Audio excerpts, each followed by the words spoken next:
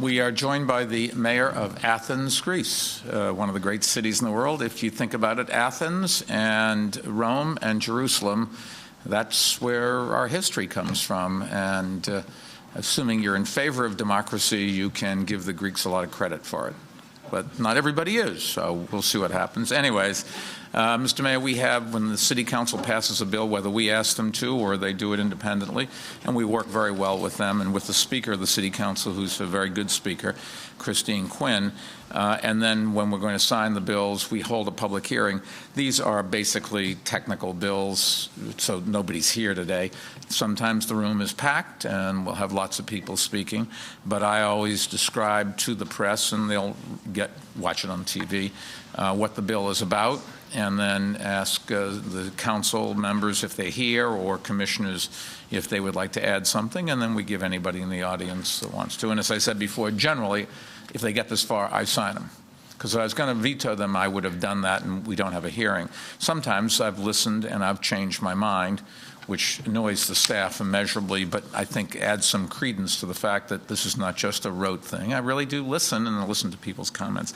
Anyways, we have three bills. We're going to do one, and I'll sign that, and then the other two, because they're similar, do it separately. The first of these three bills before us today is introductory number 984.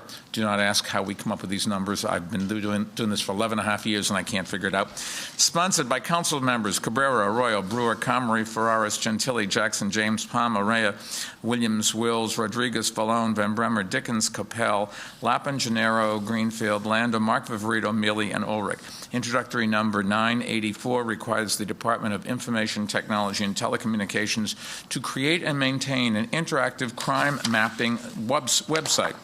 For each block face in the city map, the map shall display for each class of crime the aggregate monthly, yearly, and year-to-date totals for the current year and most recent prior years.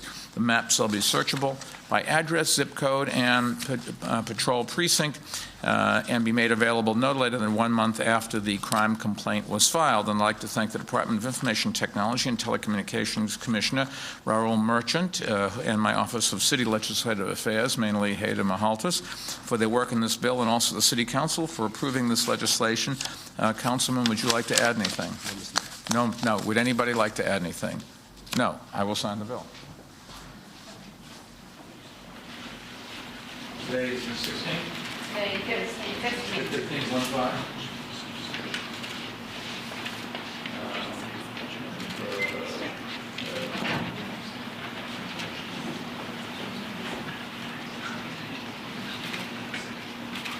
Yeah, I think we should give the pen to the mayor for witnessing that. Congratulations. It may be the only thing we're doing for you, but at least it's something. The final two bills before us today increase our ability to enforce the city's prohibitions against selling, possessing, and operating motorized scooters, including e-bikes, ultimately making the streets of New York City safer. Introductory number 1026A is sponsored by council members Garodnick, Chin, Comrie, Gennaro, Gentili, Gonzalez, James, Koo, Mark Viverito, Nelson, Van Bremer, Rodriguez, Mealy, Greenfield, Jackson, and Ulrich. This bill closes a loophole which made the definition of motorized scooter dependent on how fast the scooter was able to go, making it difficult for enforcement personnel to determine whether a vehicle actually came from within the scope of the law. Although it is already illegal to operate these vehicles under state law since they are unregistered and uninsured motor vehicles, the passage of this legislation ensures that the strict penalties available under the local law can be imposed and that law enforcement has more options to protect New Yorkers from the danger of illegal motorized scooters on our streets. Introductory number 1030A is sponsored by council members Lappin, Chin, Van Bremer, Rodriguez, Mealy, Gennaro, Jackson, and Ulrich. This bill prohibits businesses that use bicycles for commercial purposes from possessing motorized scooters or permitting their employees to use them on behalf of the businesses. Business owners will now be held accountable for employees who violate the law by operating motorized scooters to make delivery.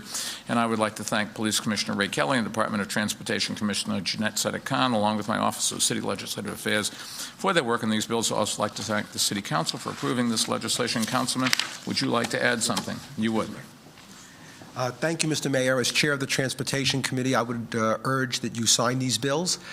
We've had a problem in our city for some time with electric bikes. They're dangerous because of their speed.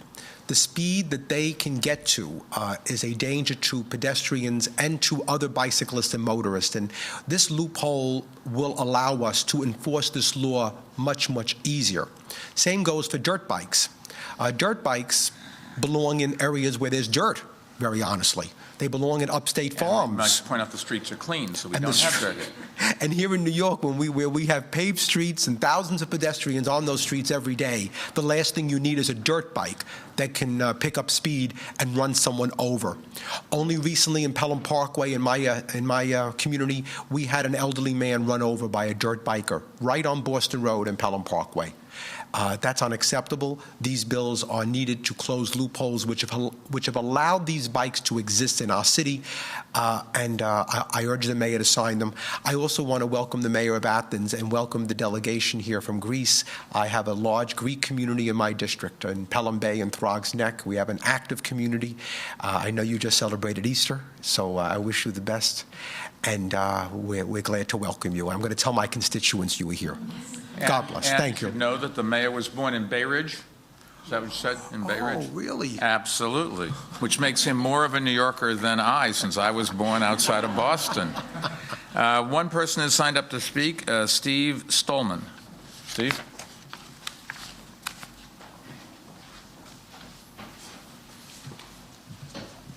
Mr. Mayor, thank you for this opportunity. All right. When I first read the story and saw it on TV, e-bikes have been banned in New York. I was outraged, very unhappy. And then I called a newspaper reporter, and she gave me the name of the bill, and I was able to look it up. And the text of the bill was totally different than I'm sure you're well aware, the headline. Very surprised. I'm shocked that would happen. Or the text of Never happened in Greece. Text of the bill. I mean, I've been involved with this subject for almost 40 years. Unfortunately, the original e-bikes weighed 80, 85 pounds. Ford made them. Other people tried to make them, but with lead-acid batteries, they were really impractical. But with lithium-ion batteries and with little 2-pound motors, et cetera, they have come to become bicycles. You have them out now. They're 35 pounds, 45 pounds, the same as mountain bikes. So there's no real difference in terms of them, except that mountain bikes can go 30 miles or 35 miles an hour. These things can only go 15 or 20 miles an hour, depending on what kind of governor is put on them. But the problem has been, and the problem exists in China, it exists all over the place. There has been no differentiation between vehicles that you can turn a throttle or push a button and then go shooting forward versus a vehicle where you have to pedal. If you have to pedal, it's a bicycle. If you don't have to pedal, it's not. And the moped manufacturers have tried diligently to sneak under the bicycle laws so that they put less of a financial encumbrance on their customers, and they sell a lot more of these vehicles. But what they've done is they've made 300-pound bicycles with pedals that are vestigial. They have no value or no purpose whatsoever, but they meet the so-called requirements, and they've been allowed to happen. It turns out that this bill is a beginning towards a proper definition of what these vehicles are, how they perform, how they operate, et cetera. I wish it had happened a long time ago. The federal law, which is quite permissive, the federal law says that you can go 20 miles per hour, that's without pedaling, and you can't have more than the 1-horsepower motor. So, in fact, this bill is a bit more, in a sense, restrictive, but the idea is that these are the vehicles of the future. Eventually, we are going to have human-powered, human-scale, electric-assisted vehicles that will truly replace automobiles. They'll replace trucks and vans and taxi cabs and everything else, because it's really all we need. The mechanics here are really in our favor. The science is really in our favor. A very small amount of material can support and transport at a modest speed an amazing amount of weight. And that means that we should really have to scale down our entire transportation system down to the human scale, and where human power is relevant, because it's so light that your human power is enough to get it around. You don't need any motor at all. But to have that electric motor assist means a great many elderly people, a great many people who have health problems, a great many people who have suffered injuries, a great many people who just need that extra help to get around, should be enabled. And I believe that this bill does, in fact, enable those people to continue once the state law is changed. Now, I am working on trying to help to get the state law changed, and we hope that will happen. But there is a federal law, H.R. 727, which says that it supersedes state law. And another thing that it says is that these vehicles, as long as they work within the restraints that are provided, are not to be considered motor vehicles. Therefore, the state motor vehicle department has already refused. I participated in an exercise where Ford Motor Company had electric bikes. And they went up to Albany and they did a demonstration. They had chief people from all the various state agencies that had to do with motor vehicles. They all rode these vehicles around. They came back and they said, "You can't, it doesn't move unless you pedal. It's not a motor vehicle." So I believe that the criteria that you've established means that this vehicle properly belongs in the Consumer Product Safety Commission, the way that the federal government does it, and that you should not require that the state make it a motor vehicle, because the federal law clearly says it's not a motor vehicle and should not be considered a motor vehicle. Aside from that, I think you've done an excellent job. I think you've made an important differentiation here. You've made it possible for real electric assist bicycles to prosper and the other phony ones to be put aside, and thank you for doing that. And for the record, I always was annoyed that we banned Segways, which I've always thought is another great idea. Why shouldn't you be able to have electric assisted walking? But this bill, bans Segways. There's no question about that. But, The Segway company isn't exactly knocking the cover off the ball either, but I think it was a great concept. The problem really is this. Segways, people don't know this, but there's a $200 million investment by the Johnson & Johnson company. And they went around to 37 state legislatures, and they got special laws passed that the Segway was legal, but nothing that cost 1/10 the price was.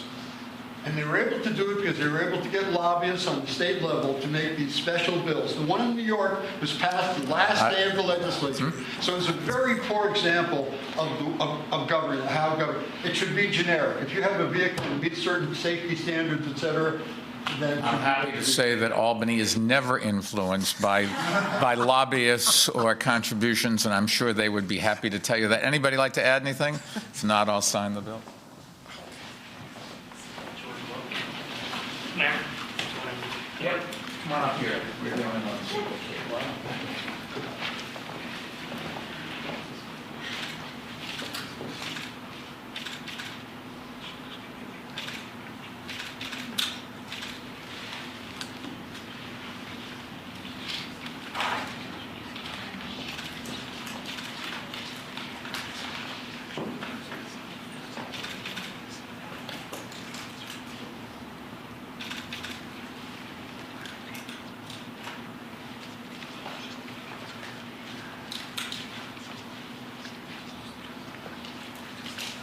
Get sued.